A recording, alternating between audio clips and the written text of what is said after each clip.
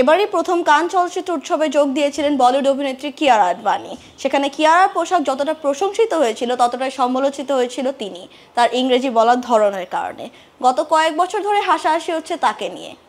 অবশেষে কটাক্ষের জবাব দিলেন অভিনেত্রী। কানে উপস্থিত আলোকচিত্রীদের সঙ্গে কথা বলার সময় তিনি বলেন, আমার কাছে কানে আমন্ত্রণ পাওয়াটা খুবই সম্মানজনক। আমার ক্যারিয়ার 1 দশক হতে চলেছে, তার মাঝে অসাধারণ একটি প্রাপ্তি হলো আমার। প্রথমবারের মতো কান চলচ্চিত্র উৎসবে আসতে পেরে এবং Red Sea Foundation for Women in Cinema কর্তৃক সম্মানিত হতে পেরে আমি আপ্লুত। পুরো কথাটাই তিনি ইংরেজিতে বলেছিলেন এবং নায়িকা বলার ভঙ্গি নিয়ে অনেকে হাসাহাসি করছেন। অনেকে তার এই কথা শুনে বলছেন, কিয়ারা কি নিজেকে কিম কার্দাশিয়ান মনে করছেন? আবার অনেকে বলছেন ভারতের বাইরে বেরিয়ে বিদেশি হয়ে গেছেন নায়িকা। কানে থাকাকালীন এ নিয়ে কোনো মন্তব্য করেননি কিয়ারা।